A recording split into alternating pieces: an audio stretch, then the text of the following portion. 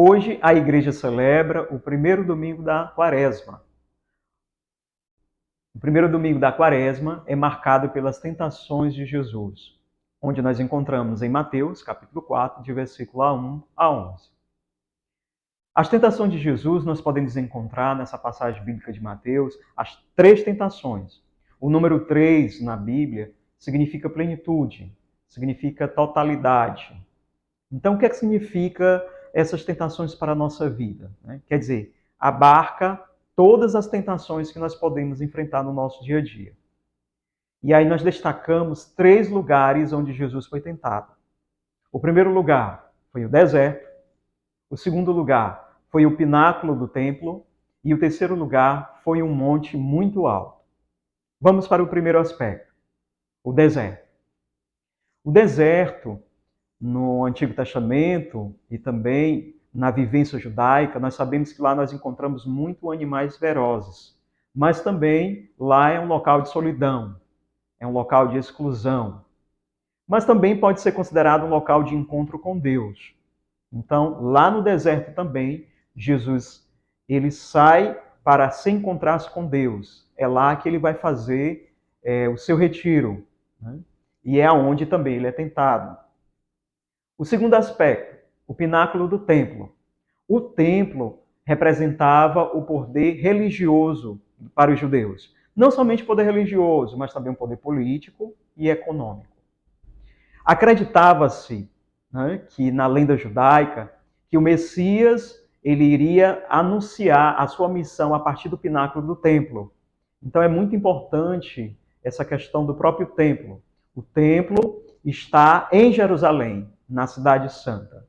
Então é a partir dali também que Jesus enfrenta a sua segunda tentação, onde o diabo leva ele para ser tentado. E o terceiro aspecto, que é o Monte Alto. O Monte Alto, nós percebemos que é o local das divindades, as montanhas. Mas é o local também onde o rei ele pode reinar e ver todo o seu reinado de cima para baixo. Então, o local alto significa elevação, significa reconhecimento do seu poderio. Então, foram esses 3 lugares que Jesus é tentado. O deserto, o templo e o Monte Alto. A primeira tentação é sobre o pão. O diabo chega a Jesus e fala: se és filho de Deus, manda que estas pedras se transformem em pães. A segunda tentação é sobre o sagrado. O diabo chega até Jesus, no pináculo do templo, e diz: se és filho de Deus, lança-te daqui abaixo, porque está escrito: Deus dará ordem aos seus anjos a teu respeito, e eles te levarão nas mãos para que não tropeces em alguma pedra. E a terceira e última tentação, Jesus é tentado no Monte Alto. Nós podemos dizer que é a questão do próprio governo, da governança. O diabo diz a Jesus: eu te darei tudo isso, se te ajoelhares diante de mim para me adorar. Quando nós nos deparamos com essas 3 tentações de Jesus, nós podemos passar agora para o Antigo Testamento e perceber que o povo de Israel, o povo de Deus, também passou por situações difíceis no deserto. As 3 tentações de Jesus, nós também podemos encontrar essas 3 tentações no Antigo Testamento. O povo de Deus no deserto, eles clamaram pelo pão, eles pediram pão. Igual Jesus que estava no deserto, E Satanás aparece para ele e diz: tu és filho de Deus, transforma essas pedras em pães. Então o povo no deserto também clama por pão. E Deus manda o maná para alimentar o seu povo.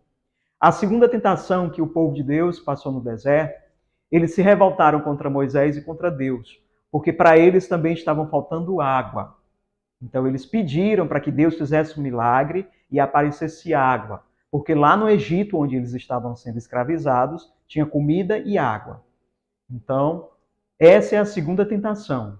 Assim como Jesus também foi tentado a cair do pináculo do templo. e que os anjos pudessem vir ajudá-lo. E a terceira tentação, o povo do deserto, eles estão prestes a entrar na terra prometida. Deus chama Moisés e mostra muitos reinos e diz que uma daquelas terras será para aquele povo, a terra prometida. Desta vez, não é Satanás que tenta o povo no deserto, mas é o próprio Deus que é dono de todos os reinos e mostra para Moisés todos aqueles que obedecerem e seguirem a sua palavra, a sua voz, fará parte deste reino, né? onde eles vão se fartar com leite e mel.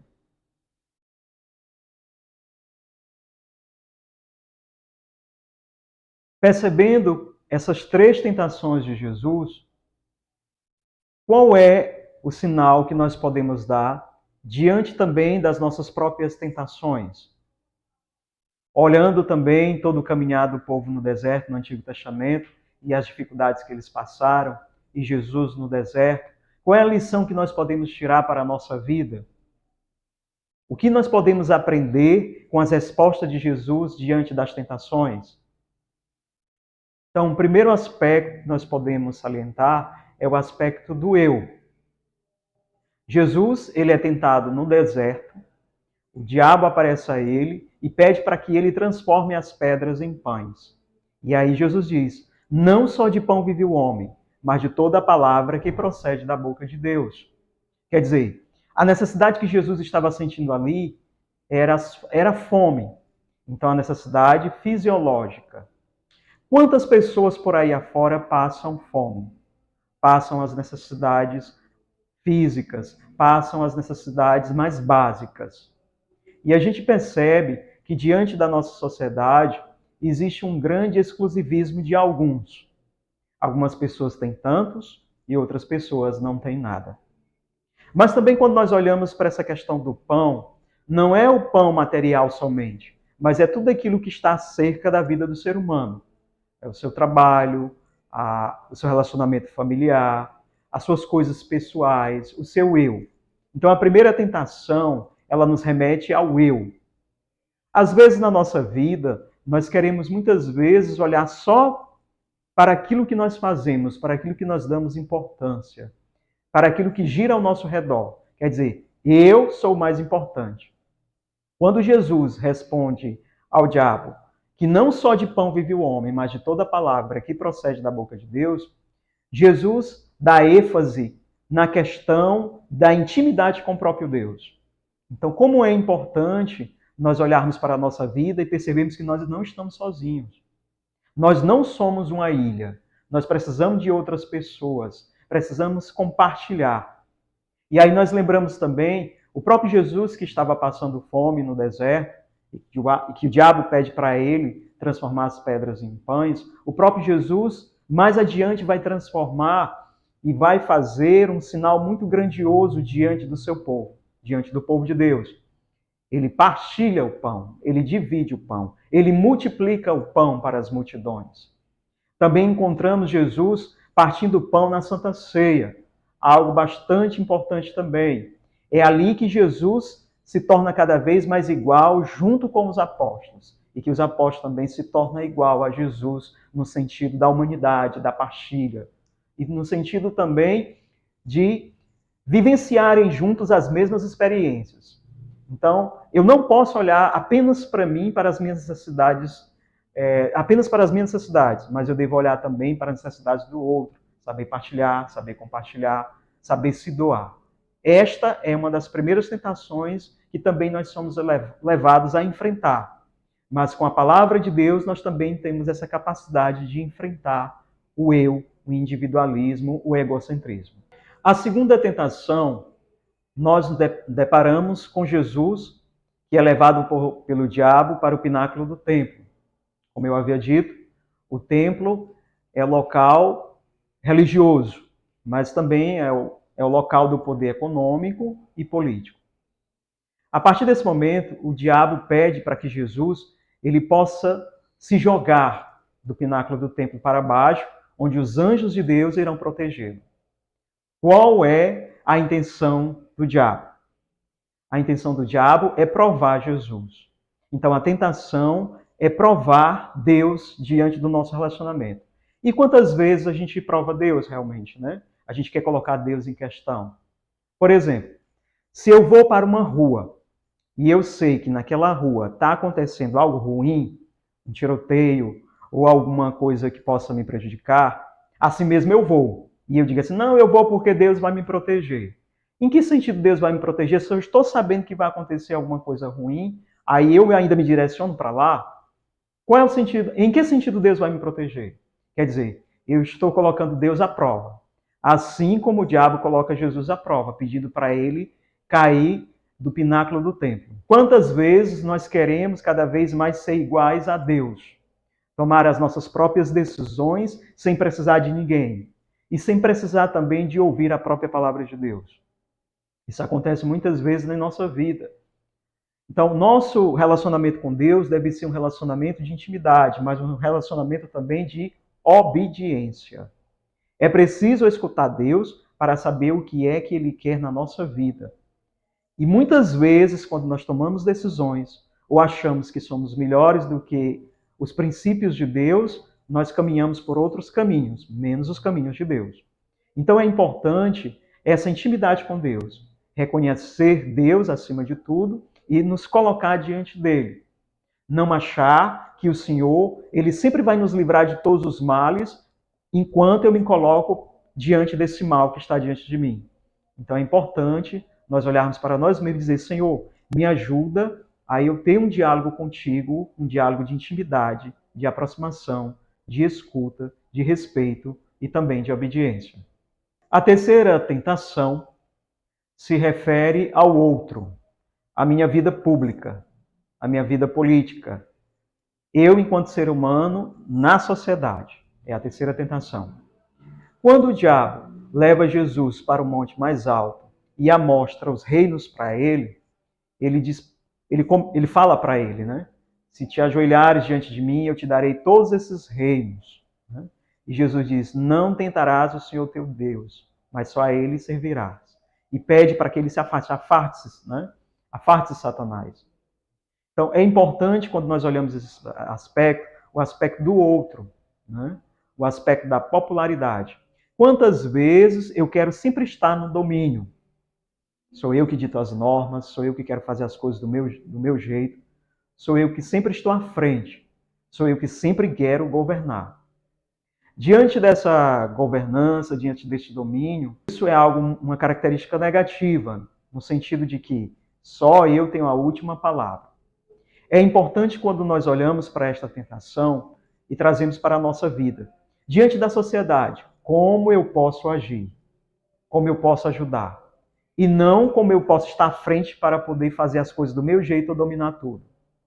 Quando o diabo diz para Jesus que dará todos os reinos, primeiramente os reinos não é de Satanás. Né? Nós percebemos que no Antigo Testamento é o próprio Deus que mostra esses reinos para Moisés. E é ele que oferece para Moisés. Então, o dono de todos os reinos é Deus. Deus é dono de nossa sociedade. Né? E nós não podemos que as forças malignas possam cada vez mais dominar. Mas, primeiramente, que essas forças malignas também não nos dominem, para que nós possamos também agir diante da sociedade. Ser um bom cidadão, ser um bom pai, uma boa mãe, mas ser também um bom cristão. Ser um cidadão que possa agir para o bem da sociedade e da comunidade. Então é importante também essa relação que eu tenho com o outro. Então, essas três tentações, elas se baseiam nesses três aspectos. O eu, Deus e o outro. Nós podemos colocar em características de pecado. O individualismo, a autossuficiência e a vanglória. São características que vão cada vez mais nos delimitar diante de Deus. Então é importante, primeiramente, se reconhecer enquanto ser humano, as minhas necessidades, mas também saber as minhas limitações. Reconhecer Deus como aquele que me guia e que me fortalece. E eu, escutando a palavra de Deus, eu vou amadurecer enquanto ser humano. E olhando para o outro, olhando para a minha sociedade e ajudando naquilo que eu puder. Transformando a nossa sociedade em uma sociedade mais fraterna, uma sociedade mais irmã. Então, diante dessas tentações, assim como Jesus deu uma resposta para o diabo, nós também estamos aptos a dar uma resposta para o mal que acontece na sociedade, no mundo e dentro também da nossa própria casa. Louvado seja nosso Senhor Jesus Cristo. Que Deus lhe abençoe e Nossa Senhora do Perpétuo Socorro. Amém.